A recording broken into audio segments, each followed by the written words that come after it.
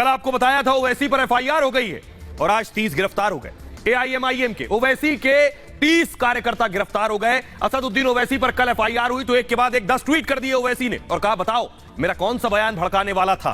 तो ओवैसी के ऊपर एफआईआर हुई और ओवैसी के कार्यकर्ता प्रदर्शन करने पहुंच गए अपने नेता के एफआईआर के खिलाफ। ये देखिए जरा, ये एआईएमआईएम के कार्यकर्ता जो मुर्दाबाद के बैनर पोस्टर के साथ थाने के बाहर प्रदर्शन कर रहे थे। अगली तस्वीर दिखाइए जरा। इनमें से कई कार्यकर्ताओं को पुलिस ने देखिए हिरासत में लिया है। तस्वीरें आप देख रहे हैं, महिलाएं भी शामिल थी। ओवैसी के कार्यकर्ता थे जिन्हें हिरासत में लिया गया, महिला और पुरुष शामिल थे जिन्हें हिरासत में लिया गया, लेकिन आज इन्हें गिरफ्तार कर लिया गया है। 30 जो कार्यकर्ता हैं उनकी गिरफ्तारी हुई है। अब देखिए जरा आखिर ये क्या कर रहे थे जिन्हें अरेस्ट किया गया है। तो ये आप देख रहे हैं ओवैसी के 30 समर्थक, एआईएमआईएम के कार्यकर्ता हैं। ओवैसी के 30 समर्थकों की गिरफ्तारी हुई है। दिल्ली के संसद मार्ग थाने में इनकी गिरफ्तारी हुई। संसद मार्ग थाने के बाहर दरअसल ये सभी प्रदर्शन कर रहे थे और पटियाला हाउस कोर्ट ने सभी को जेल भेज दिया है। ओवैसी के कार्यकर्ताओं को कोर्ट ने 3 दिन की इन्हें न्यायिक हिरासत जुडिशियल कस्टडी में भेजा है और बिना इजाजत प्रदर्शन कर रहे थे ओवैसी के समर्थक।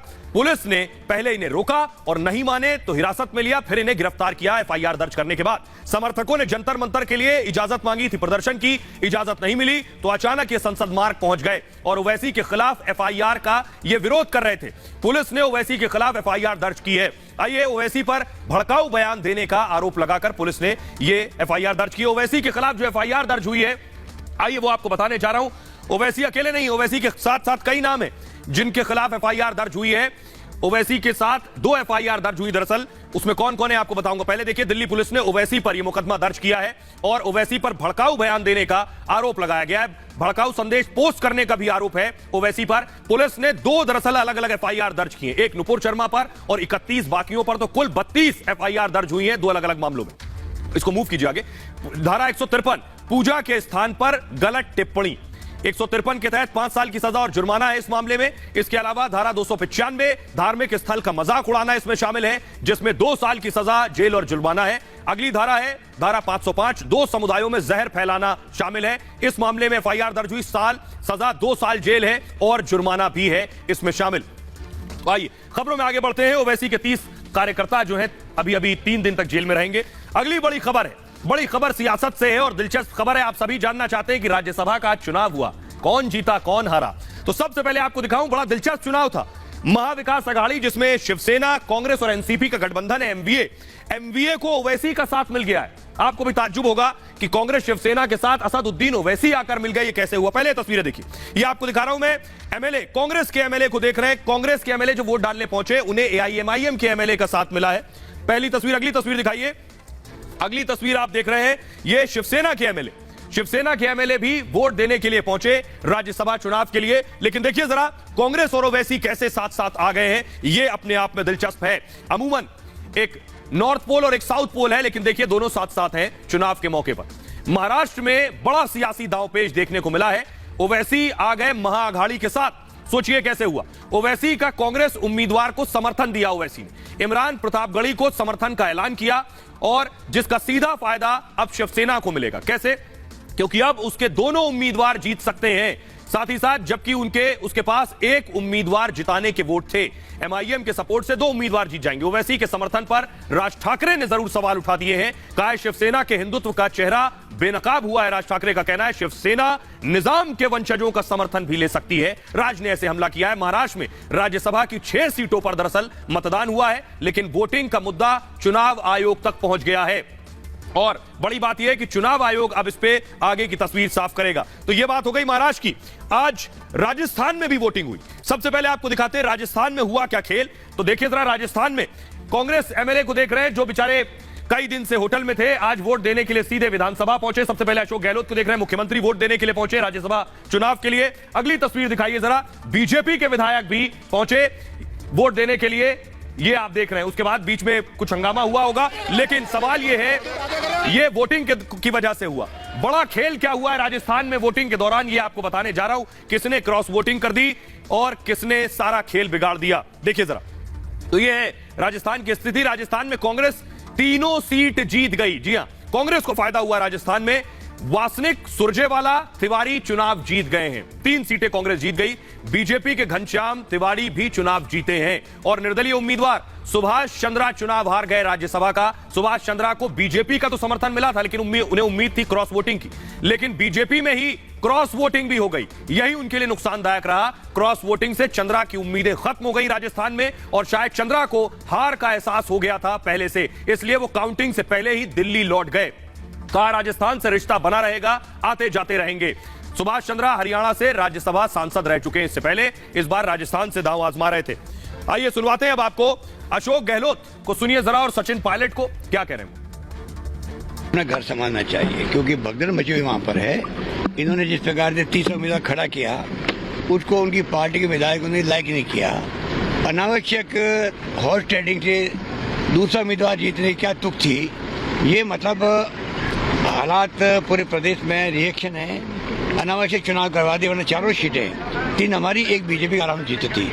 ऐसे एक्ट को कोई लाइक नहीं करता। कोई भी विधायक नहीं चाहता था उस पर कोई दबाव पड़े और अब लगभग हर दल, हर पार्टी, हर राज्य में, हर चुनाव में ऐसा करने के लिए विवश हो गई है। ये परंपराएं पहले नहीं थी, लेकिन दुर्भाग्यवश ऐसी स्थिति पैदा हुई है पिछले 5-7 सालों में देश में कि अनावश्यक दबाव बनाया जाता है। तो बात महाराष्ट्र की हो गई, राजस्थान की हो गई। आइए अब आपको लिए चलते हैं, हरियाणा में भी आज वोटिंग हुई, लेकिन हरियाणा में ये देखिए, ये आप देख रहे हैं हरियाणा में दीपेंद्र हुड्डा को देख रहे हैं, जो कांग्रेस के, उनके घर के बाहर की तस्वीरें आप देख रहे हैं। ये देखिए पूरी बस तैयार है, विधायकों से भरी हुई। ये बस जा रही है विधानसभा, वोट देने के लिए पहुंची थी। कांग्रेस के एमएलए दीपेंद्र हुड्डा को देख रहे हैं, विक्ट्री साइन दिखा रहे हैं। अगली तस्वीर दिखाइए जरा। अगली तस्वीर आप देख रहे हैं बीजेपी एमएलए जो जब वोट देने पहुंचे उसके बाद की तस्वीरें आप देख रहे हैं। विधानसभा के अंदर की तस्वीरें मैं आपको दिखा रहा हूं, लेकिन हरियाणा में एक बड़ा उलटफेर होगा। जी हां, हरियाणा में एक अलग खेल हुआ, वो भी बताएंगे, लेकिन उलटफेर होगा वो क्या हो सकता है ये आपको बताते हैं। देखिए जरा, हरियाणा में भी पेच फंस गया है राज्यसभा को लेकर। जी हां, चुनाव आयोग ने वोटों की गिनती फिलहाल हरियाणा में रोक दी है। बीजेपी की शिकायत पर यह गिनती रोकी गई है और अजय माकन, यहां अजय माकन की किस्मत दांव पर थी। राहुल गांधी के करीबी अजय माकन, खबर है कि कांग्रेसी विधायकों ने यहां क्रॉस वोटिंग कर दी है। यह खबर है, क्रॉस वोटिंग मतलब माकन को वोट नहीं दिया है, यह हो गया खेल। ऐसे में निर्दलीय कार्तिकेय शर्मा चुनाव जीत सकते हैं हरियाणा से। कार्तिकेय शर्मा को बीजेपी का समर्थन भी हासिल है और कई निर्दलीय विधायक भी कार्तिकेय शर्मा के साथ हैं। शर्मा का कांग्रेस बैकग्राउंड भी रहा है और अगर कांग्रेसियों ने क्रॉस वोटिंग कर दी तो फिर माकन के लिए मुश्किल हो जाएगी, क्योंकि आपको बताऊं कार्तिकेय शर्मा के पिता कांग्रेस सरकार में मंत्री रहे हैं। आइए एक और राज्य बचा है अभी, कर्नाटक। कर्नाटक में भी वोटिंग हुई राज्यसभा के लिए। राज्यसभा का चुनाव भी बेहद दिलचस्प नजर आ रहा है, जिस तरह से वोटिंग हुई है। तस्वीरें मैं आपको दिखा रहा हूं। सबसे पहले देखिए जरा, कर्नाटक की तस्वीरें आप देख रहे हैं। जेडीएस के विधायक रिजॉर्ट में थे। कुमारस्वामी ने अपने विधायकों को रिजॉर्ट में रख रखा था और आज पहुंचे जब विधानसभा, ये देखिए इसी बस में पहुंचे हैं वोट देने के लिए। अगली तस्वीर दिखाइए जरा। अगली तस्वीर आप देख रहे हैं बीजेपी के विधायक कर्नाटक विधानसभा में, लेकिन यहां भी फंस गई जेडीएस। कुमारस्वामी ने बहुत तैयारी की थी कि विधायक इधर से उधर ना हो। उन्होंने कहा था कांग्रेस उनके विधायकों को फंसाने की कोशिश कर रही है, लेकिन देखिए क्या हुआ, जेडीएस अपना कुनबा नहीं बचा पाई। झटका ये लगा है, राज्यसभा चुनाव में जेडीएस बिखर गई और उसके 2 उम्मीदवारों ने क्रॉस वोटिंग कर दी है। रिजॉर्ट में रखने का कोई फायदा नहीं हुआ। ऐसे में जेडीएस उम्मीदवार का जीतना अब मुश्किल हो गया है। वैसे भी जेडीएस के पास जीतने के लिए वोट नहीं थे और दरअसल कर्नाटक में 4 सीटों पर चुनाव हुए हैं और बीजेपी की 2 और कांग्रेस की 1 सीट पक्की है इन 4 में से, लेकिन चौथे के लिए जेडीएस, बीजेपी, कांग्रेस मैदान में थी। अब किसकी लॉटरी लगती है इसका सबको इंतजार रहेगा। चुनाव आयोग ने वोटों की गिनती फिलहाल रोक दी है। तस्वीरें मैं आपको दिखाता हूं, बीजेपी के नेता बाकायदा चुनाव आयोग के पास पहुंचे शिकायत करने के लिए। ये देख रहे हैं तस्वीरें, बीजेपी का एक डेलीगेशन जिसमें जितेंद्र सिंह भी आप देख रहे हैं, वो पहुंचे चुनाव आयोग, इलेक्शन कमीशन, जिसके बाद वोटिंग फिलहाल रोक दी गई है।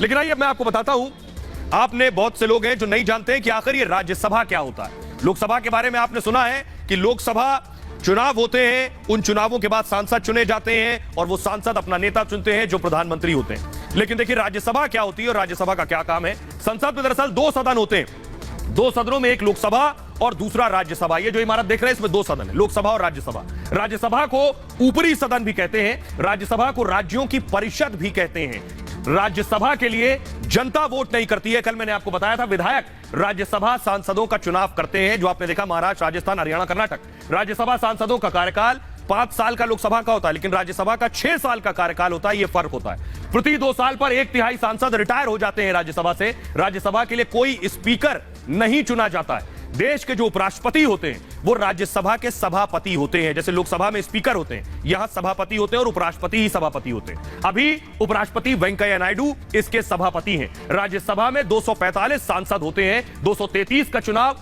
विधायकों की वोटिंग से होता है। 12 सांसदों को राष्ट्रपति द्वारा मनोनीत किया जाता है। तो 233 और 12 हो गए 245 मनोनीत सांसद कला, साहित्य, विज्ञान, समाज सेवा के होते हैं। इस बैकग्राउंड के लोकसभा भंग होती है, लेकिन राज्यसभा कभी भंग नहीं होती है। राज्यसभा हमेशा अस्तित्व में रहती है। यह था राज्यसभा के बारे में जानकारी।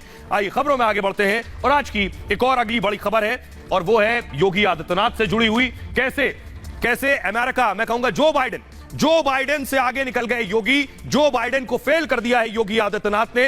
योगी आदित्यनाथ ने ऐसा क्या किया कि उन्होंने बाइडेन से आगे बाजी मार ली है। योगी आदित्यनाथ अपने काम के लिए जाने जाते हैं, लेकिन दुनिया का सबसे ताकतवर मुल्क का जो राष्ट्राध्यक्ष है, राष्ट्रपति है, उसको भी योगी ने फेल कर दिया। ये भले कैसा हुआ, अगली तस्वीर दिखाइए जरा।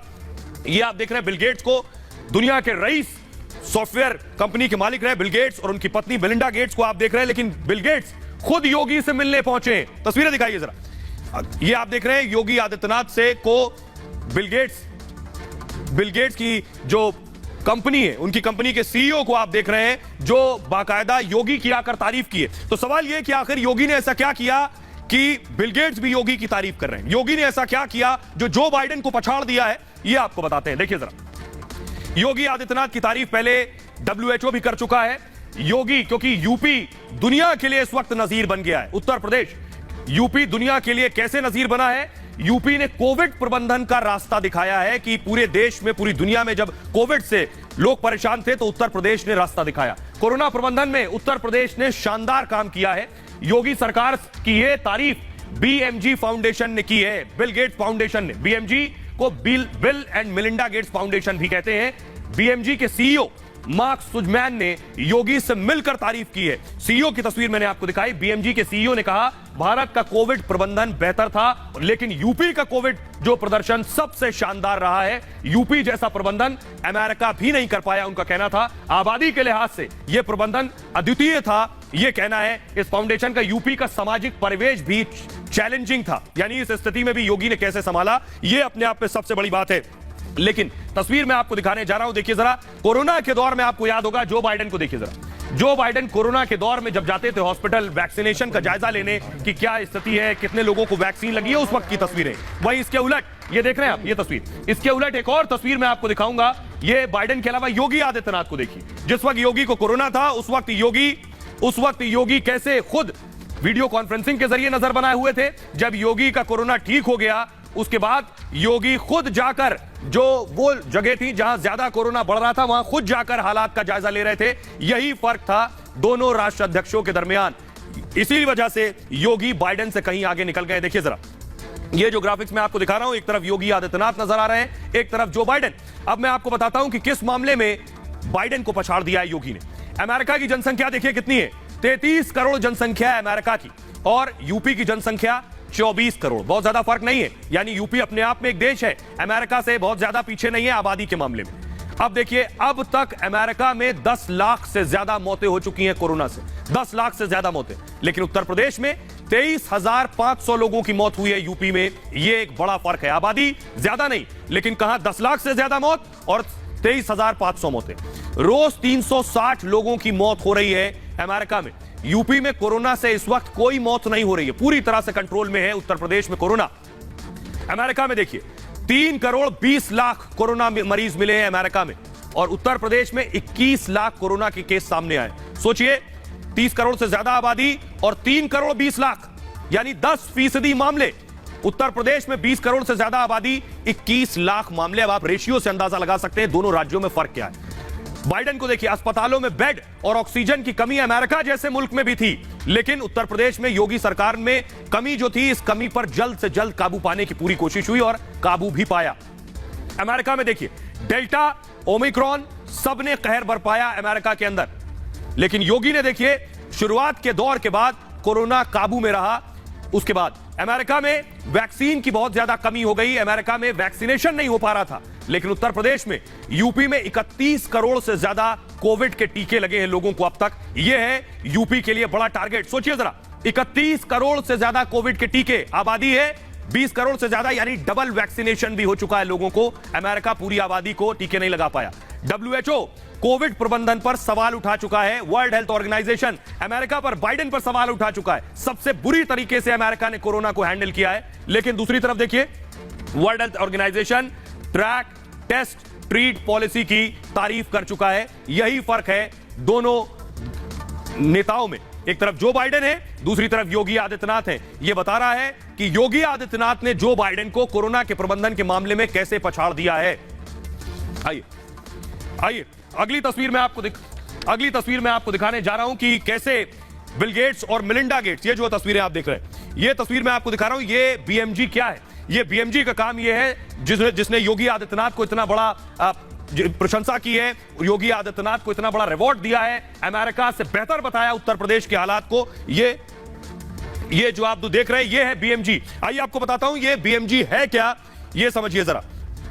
देखिए जरा बीएमजी क्या है, ये मैं आपको बताने जा रहा हूं। ये गैर सरकारी वैश्विक संगठन है और जो सामाजिक उद्देश्य के लिए काम करता है, शिक्षा, स्वास्थ्य और गरीबों पर फोकस करता है। ये संस्था दुनिया भर के लोगों की चैरिटी करता है। दरअसल ये दुनिया की दूसरी सबसे बड़ी चैरिटेबल संस्था है और बीएमएफजी की संपत्ति $50 बिलियन से ज्यादा है। बीएमएफजी मतलब bill and Melinda Gates foundation. ये इस कंपनी के बारे में मैं आपको बता रहा था। साल 2000 में वॉशिंगटन के सिएटल में इसकी स्थापना की गई थी और बिल गेट्स ने समाज सेवा के लिए बीएमएफजी की नींव रखी।